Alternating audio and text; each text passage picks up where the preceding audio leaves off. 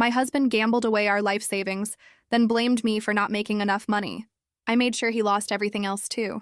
I found out about the gambling when I tried to pay for our daughter's college tuition. The account that should have had $80,000 had $12.40. For 15 years, I'd been putting half my paycheck into that account while my husband Paul handled our other finances. We both worked full-time, him as a sales manager and me as a nurse. And we'd agreed to live off his salary while mine went straight to savings for the kids' college and our retirement.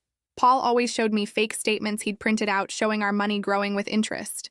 He'd been taking cash advances on credit cards I didn't know existed, putting them in the account temporarily when he knew I might check, then pulling it right back out for his next bet.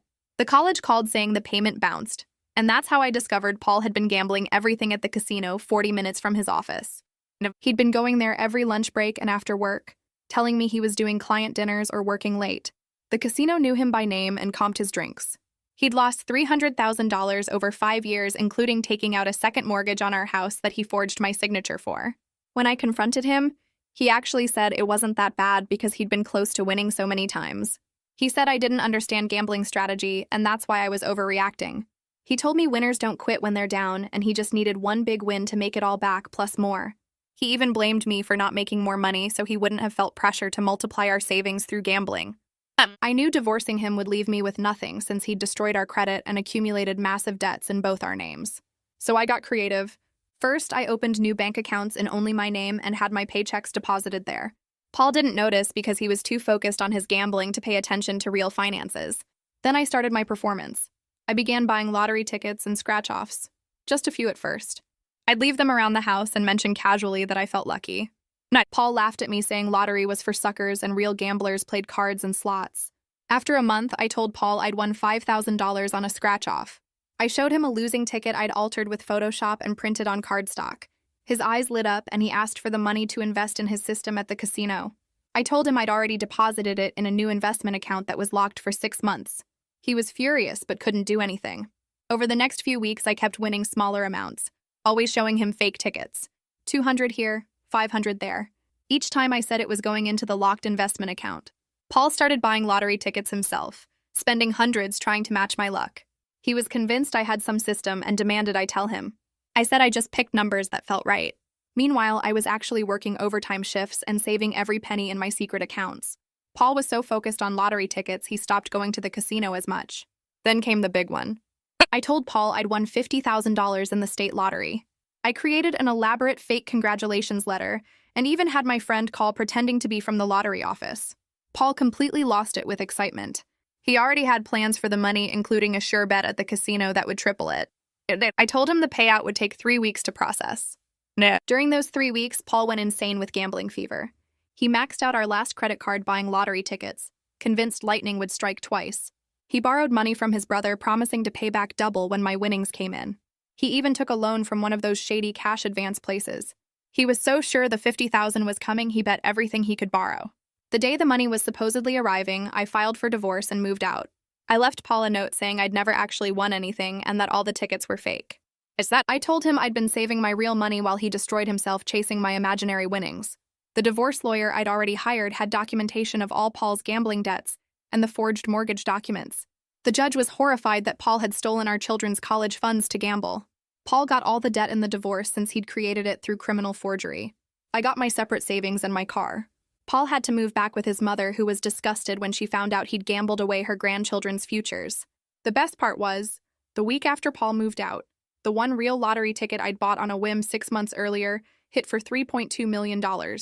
I sit in my car outside the house I just moved out of, staring at the lottery ticket in my hands that I bought 6 months ago on a random impulse. The numbers match perfectly, all 6 of them, and the jackpot amount of 3. $2 million feels like the universe's twisted sense of justice after Paul destroyed everything. I start laughing and crying at the same time because the timing is so absurd it doesn't feel real. My hands are shaking so badly I can barely hold the ticket, and I keep checking the numbers again, even though I've already checked them 5 times. The date on the ticket shows I bought it the same week I opened my secret bank accounts, back when I was still pretending to believe Paul's lies about working late. I remember standing in the gas station, exhausted after a double shift, and buying it because the jackpot had rolled over to some crazy amount. Then I shoved it in my wallet and forgot about it completely while I was busy planning my fake lottery scheme to destroy Paul. Now here I am with an actual winning ticket worth more money than I've ever imagined having, and Paul is at his mother's house probably still convinced he was one bet away from winning big. I wipe my eyes and start the car because I need to tell someone about this before I lose my mind, and the only person I trust right now is Liam. I drive straight to his office even though it's almost 6 in the evening and his receptionist is packing up to leave. She looks surprised to see me, but I must look crazy because she immediately asks if I'm okay. I tell her I need to see Liam right now. It's an emergency, and she picks up the phone to call him. Liam comes out of his office still wearing his suit from court, takes one look at the ticket and my face and pulls me into his office without saying a word. He closes the door and tells me to sit down while he calls the state lottery office to verify the numbers. I sit there shaking while he's on the phone, listening to him read off the numbers and the ticket serial code to whoever's on the other end. He's quiet for a long time, just listening, and then he looks at me with this expression I can't read.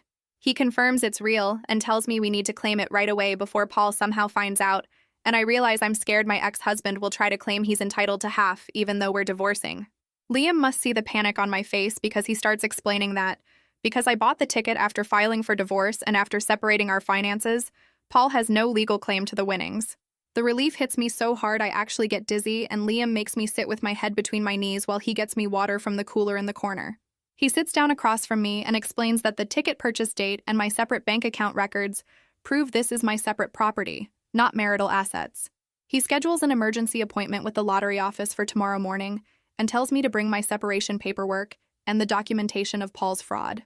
I drive home to my tiny apartment feeling like I'm floating, and that night I can't sleep because I keep thinking about Kira's tuition that bounced and Amelia asking why we had to cancel her summer camp. I pull out my laptop and start researching how lottery winners protect their money, reading horror stories about people who went bankrupt within years. One article talks about a guy who won $10 million and lost it all in 5 years to bad investments, and family members asking for money. Another describes a woman whose husband divorced her specifically to get half the lottery winnings. The irony that Paul gambled away our actual savings while I'm now scared of losing money I won by chance isn't lost on me. I read until 3 in the morning, taking notes on financial advisors and investment strategies and anonymous trusts. The next morning at the lottery office, I meet with officials who verify my ticket and explain the payout options. They tell me I can take a lump sum of about $1.9 million after taxes, or annuity payments over 30 years. Liam advises the lump sum so Paul can't make future claims if laws change, and I sign papers that feel completely unreal. The officials congratulate me and explain the money will be deposited in my new account within 2 weeks. They hand me information packets about financial planning and warn me not to tell anyone about the win until I have proper legal and financial protection in place. I walk out feeling like I'm in someone else's life, like I'm watching this happen to a character in a movie instead of actually living it.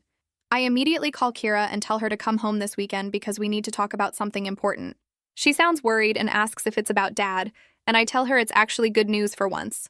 And when she arrives Saturday morning, I show her the lottery ticket and her college account balance that I've already started rebuilding with my saved money. She stares at the ticket for a long time without saying anything, and then she bursts into tears of relief. Kira tells me she'd been looking at student loans and part-time jobs because she thought her education was over. She admits she's been so angry at Paul she hasn't spoken to him since finding out about the gambling, and she feels guilty about hating her own father.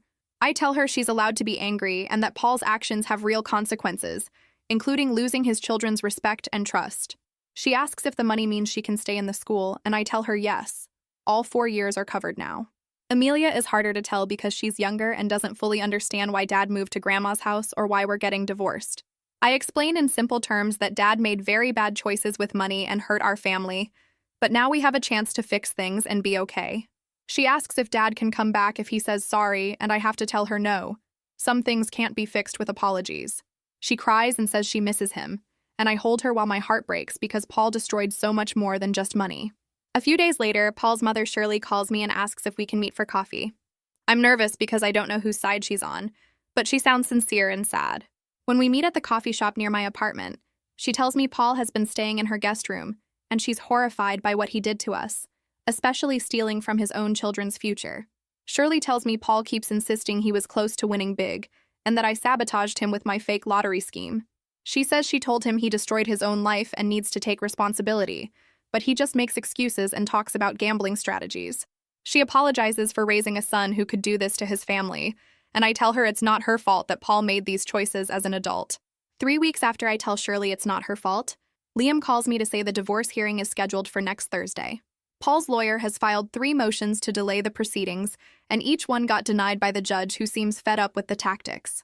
I take the day off work and meet Liam at the courthouse downtown, where the halls smell like floor cleaner and stress. We sit on a wooden bench outside the courtroom, and Liam goes over his presentation one more time, showing me the thick folder of documents he's compiled. Paul arrives with his lawyer, a thin man in an expensive suit who keeps checking his phone, and Paul won't look at me when they walk past. Inside the courtroom, the judge is a woman in her 50s with reading glasses on a chain around her neck. She listens to Paul's lawyer argue that the division of assets is premature, and that more time is needed to locate additional funds or accounts, which is ridiculous because Paul destroyed everything we had. Liam stands up and presents the judge with copies of the forged mortgage documents, the hidden credit card statements showing $300,000 in gambling losses, and the bank records proving Paul emptied our savings. The judge flips through the pages, and her expression gets harder with each document she reviews. She looks directly at Paul and asks him to explain how he justified stealing his daughter's college fund to gamble. Paul actually starts talking about his betting system, and how he was developing a strategy that would have paid off if he'd had more time, and his lawyer grabs his arm to shut him up, but the damage is done. The judge sets the papers down and says she's seen enough. She rules that Paul receives none of the marital assets, because he destroyed them through fraud and criminal forgery, and that the house goes entirely to me since Paul eliminated the equity with his illegal second mortgage. She orders him to pay child support based on his sales manager salary, and says if he falls behind, she'll hold him in contempt. Paul's lawyer tries to argue this ruling is unfair, and leaves his client with nothing, but the judge cuts him off and says Paul forfeited fairness when he forged my signature and stole from his own children. The hearing ends, and I walk out feeling lighter than I have in months, like something heavy finally lifted off my shoulders. 2 weeks pass, and I'm working a night shift at the hospital when my phone buzzes with a bank notification. I pull it out during my break and stare at the screen showing my account balance of $1,900,000. The number doesn't look real even though I'm looking right at it. I sit in the break room with my coffee getting cold and just keep refreshing the banking app to make sure the money is actually there. When my shift ends at 7 in the morning, I drive straight home and call the number Liam gave me for a financial advisor named Viola Reed, who specializes in helping lottery winners. Her assistant answers, and I explain who I am, and that Liam recommended her, and she puts me on hold for maybe 30 seconds before Viola picks up. She has a calm professional voice and says she can meet me today at 2 if I'm available. I tell her yes and spend the morning trying to sleep, but I keep thinking about that number in my account. At 1:30, I drive to her office in a building downtown with marble floors and expensive artwork on the walls. Viola is a black woman in her 40s wearing a navy suit, and she shakes my hand firmly before leading me to her office. She sits across from me, and the first thing she says is that the #1 rule for lottery winners is telling absolutely nobody else about the money until we have proper protection in place. I tell her I haven't told anyone except Liam, and she nods approvingly. We spend 3 hours going through my entire financial situation while she takes notes on a legal pad. She asks about my debts, my income, my expenses, and what I want for my future. I tell her about Kira's tuition and Amelia's future college costs, and the mortgage that still has Paul's forged second loan attached to it.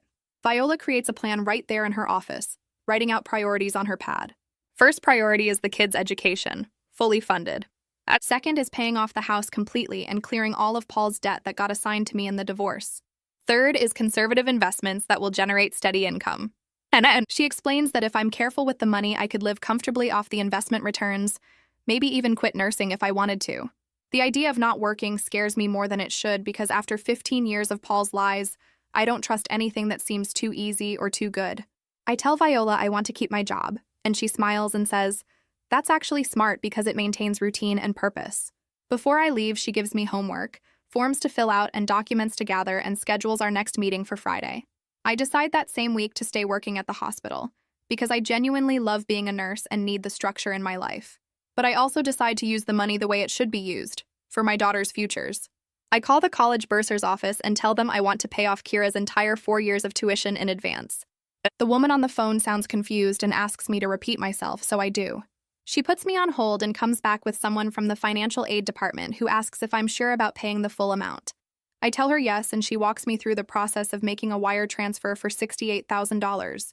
When the payment clears 2 days later, the financial aid officer calls me back personally to confirm receipt, and she sounds amazed.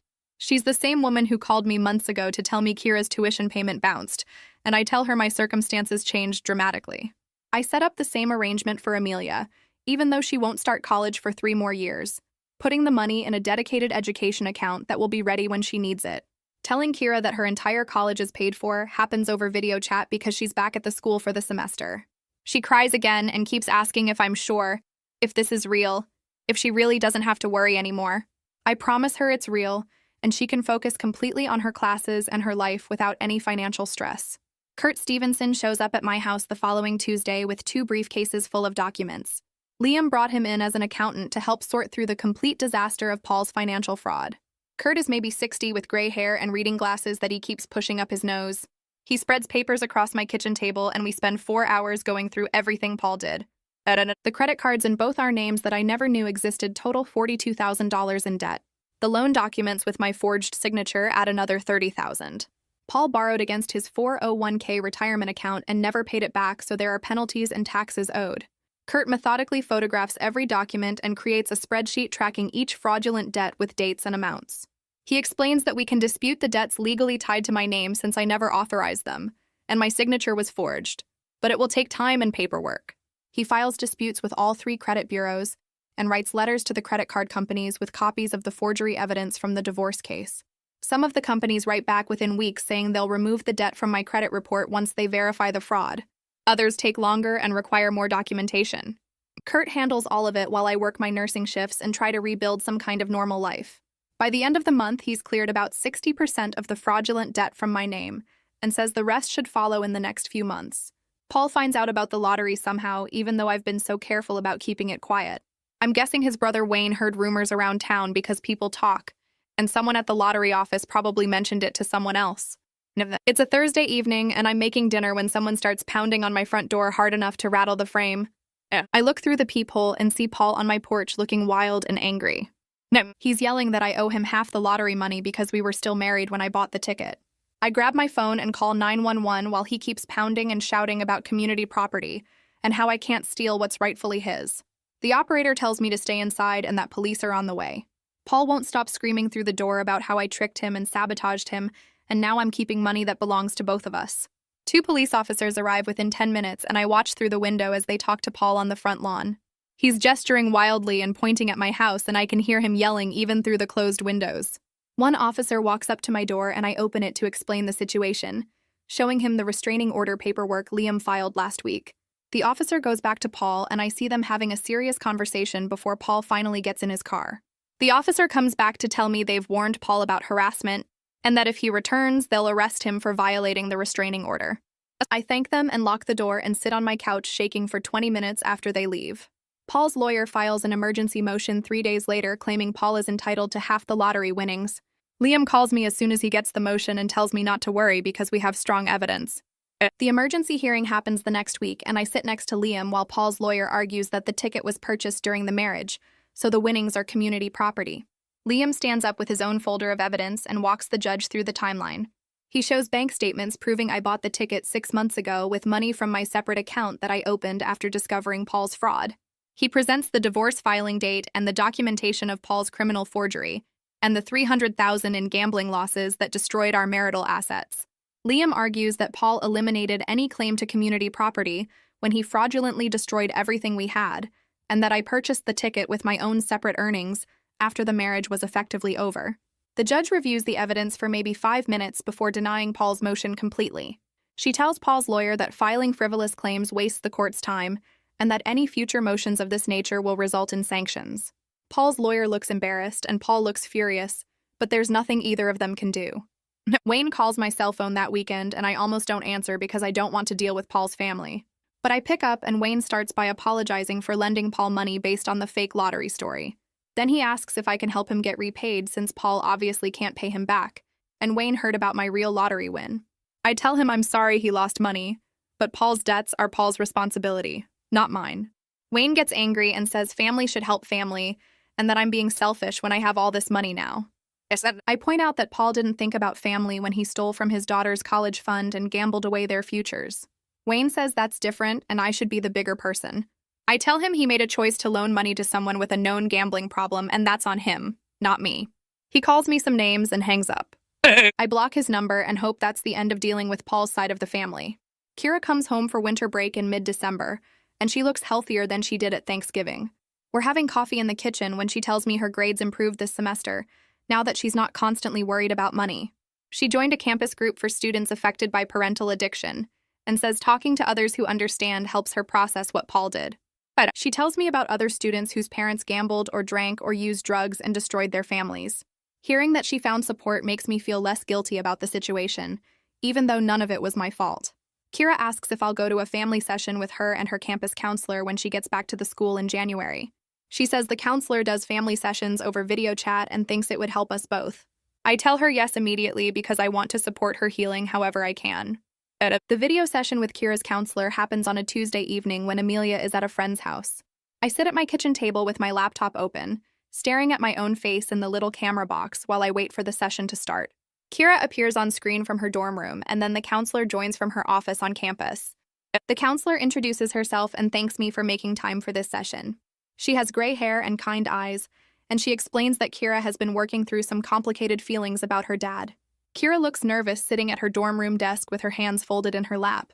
The counselor asks Kira to share what she's been processing in their individual sessions, and Kira takes a deep breath before speaking.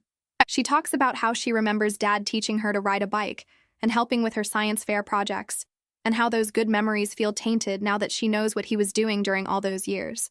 She says it's confusing to love someone who hurt her so badly, and to miss him even though she's angry at him. The counselor nods and explains that Paul's gambling problem doesn't erase the good father he sometimes was, but it also doesn't excuse what he did to our family. She helps us talk through how addiction can coexist with love, and how Kira can hold both truths at once without feeling guilty. I tell Kira she gets to decide what kind of relationship she wants with her father going forward, whether that's no contact or limited contact or something else entirely, and I'll support whatever feels right to her. Kira cries a little and says she doesn't know yet what she wants, and I tell her that's okay, and she has time to figure it out. Amelia sits at the kitchen table doing homework when she looks up and asks why we can suddenly afford the new laptop she needed for school. I've been waiting for this conversation, but hoping it would wait until she was older. I sit down across from her and explain that Dad had a problem with gambling that hurt our family's money situation, but that I've been working hard and we got some help that made things better. She asks why we're getting divorced if things are better now, and I tell her that Dad's choices broke our family's trust in ways that can't be fixed just with money. She's quiet for a minute, picking at the edge of her placemat, then asks if Dad gambled away her college fund too, like he did with Kira's. I tell her yes, but that I've made sure both of their college funds are protected now, and she doesn't need to worry about that anymore. She wants to know if she has to visit Dad at Grandma's house, and I can see the fear in her eyes that I'll force her to go. I tell her she doesn't have to see him until she feels ready, and that might be next week or next year or maybe never, and all of those choices are okay. She asks if that makes her a bad daughter, and I pull her into a hug and tell her that Dad's choices hurt her, and she gets to decide what she needs to heal. She cries against my shoulder for a while, and I just hold her, thinking about how Paul's gambling didn't just steal money but stole her sense of security and having a father she could trust. 3 weeks later, Shirley calls while I'm doing laundry and folding Amelia's school clothes. I almost don't answer because dealing with Paul's family exhausts me, but Shirley has been decent through all this, so I pick up. She tells me Paul checked himself into a 30-day gambling addiction program at a treatment center 2 hours away. Her voice sounds tired and sad when she explains he finally hit his actual rock bottom after the judge denied his claim to my lottery money. He'd been living in her guest room and she'd been monitoring his bank account to make sure he wasn't gambling, but he borrowed her car one night and drove to the casino. He lost the $800 she'd loaned him for job interview clothes and came home at 3 a.m. sobbing. She drove him to the treatment center the next day, and he admitted himself voluntarily for the first time in his life. I ask her how he's doing, and she pauses before answering. She tells me he's starting to understand what he destroyed, but he's not there yet on taking full responsibility, still making excuses about bad luck and timing. She says the counselors are working with him on recognizing how addiction warped his thinking and made him rationalize stealing from his own children. I tell her I hope the treatment helps him because I don't want Paul to suffer. I just needed him out of our lives so he couldn't hurt us anymore. Shirley thanks me for saying that and tells me she knows I'm a good person who didn't deserve what Paul did. She says she's been going to a support group for families of addicts and learning that enabling him all those years didn't help anyone. I tell her I'm glad she's getting support too because this affected her as well, losing the son she thought she knew. Amelia sits at the kitchen table doing homework when she suddenly looks up and asks why we can afford the new laptop she needed for school, when last year we couldn't even fix the washing machine. I've been dreading this conversation, but knowing it had to happen eventually, so I close my own laptop and sit down across from her. She's 12 now and old enough to understand some version of the truth, even if I can't tell her everything. I explain that Dad had a problem with gambling where he couldn't stop betting money even when he kept losing, and that problem hurt our family badly because he spent money that was supposed to be for important things like her sister's college. Amelia asks why Dad would do that if he knew it was wrong, and I tell her that addiction makes people do things they wouldn't normally do, that it's like a sickness in their brain that makes them keep going back even when they know it's hurting everyone. She sits quiet for a minute, picking at her sandwich crust, and then asks if we have money now because I won the lottery like the kids at the school are saying. I tell her yes, I did win money, and that's why we could suddenly afford her new backpack and the school trip she wanted to go on. She asks if Dad knows about the money, and if that's why he keeps calling Grandma asking about us. I tell her Dad made choices that hurt our family, and those choices have results. And one result is that he doesn't get to be part of our money or our decisions anymore. She's quiet for a minute, picking at her sandwich, then asks if the lottery money makes up for Dad stealing from us. I tell her no, nothing makes that okay. But sometimes good things and bad things happen close together, and that doesn't mean they're connected. She nods like she's trying to understand something too big for her age, and I feel that familiar anger at Paul for putting this weight on a kid who should be worrying about math homework and soccer practice instead of adult betrayals and financial disasters. Amelia asks if she has to see Dad, and I can hear the fear in her voice, like she thinks I'll force her to spend time with someone who scares her now. I kneel down so we're eye level and tell her she doesn't have to see anyone she doesn't want to see, that she's allowed to feel however she feels about what happened, and when she's ready to talk to him or see him, that'll be her choice. She hugs me tight and asks if we're really going to be okay now, and I tell her yes, we really are. My phone rings 2 days later while I'm folding laundry, and Shirley's name pops up on the screen. I almost don't answer because conversations with Paul's family have been exhausting, but something makes me pick up. She tells me Paul checked himself into a 30-day gambling treatment program at a facility 2 hours away, that he finally hit some kind of bottom she won't specify. Her voice sounds tired and relieved at the same time when she says he's starting to understand what he destroyed, though she's quick to add he's not taking full responsibility yet. I tell her I hope the treatment helps him because I genuinely do hope he gets better, but I also make it clear that my focus is on protecting Kira and Amelia and rebuilding what he tore down. Shirley says she understands and that she's proud of how I'm handling everything, which makes me feel strange because I never expected support from his side of the family. She asks if she can still see the girls sometimes, and I tell her, of course, that she's their grandmother and none of this is her fault. After we hang up, I sit there thinking about how Paul's in treatment now, finally admitting he has a problem, but it doesn't change what he destroyed or erase what he put us through. I hope treatment helps him become a better person eventually, but that's his journey now, not mine. My job is protecting Kira and Amelia and making sure they know none of this was their fault, and they deserve stability and honesty. 6 months pass, and I'm sitting in a folding chair at the outdoor graduation ceremony, watching Kira walk across the stage in her cap and gown to receive her college diploma. Amelia sits beside me clapping and cheering, and Shirley is in the row behind us, dabbing at her eyes with a tissue. The sun is bright and hot on my shoulders, and I'm holding my phone ready to take pictures when they call Kira's name. Paul isn't here because Kira told me 2 months ago she didn't want him at her graduation after everything he did, and while part of me feels sad about that, I also know it's the natural result of his choices and his actions. The lottery money paid for all 4 years of Kira's college without loans or stress, and it's sitting in accounts ready for Amelia when she starts college in 3 years. We have a house that's fully paid off and investments that will keep us stable for life if we're smart about it. But the real win wasn't the money, even though the money changed everything practically. The real win was finding the strength to protect my daughters when Paul wouldn't, to see through his lies and manipulation, to fight back instead of just accepting what he'd done to us. I'm not the same person who trusted blindly for 15 years while Paul destroyed our future. I'm harder now, more careful about who I trust and what I believe. I check bank statements obsessively, and I probably always will. But I'm also more certain of what matters and what I'll accept from people in my life. Kira's name gets called, and she walks across the stage in her cap and gown, and I'm taking pictures and cheering with Amelia beside me doing the same. Shirley is in the row behind us, clapping and wiping her eyes, and I'm glad she's here even though her son isn't. Life isn't perfect, and the betrayal still hurts when I think about those 15 years of lies. But we're genuinely okay now, my daughters and me. We're stable and safe and moving forward, and that's more than enough.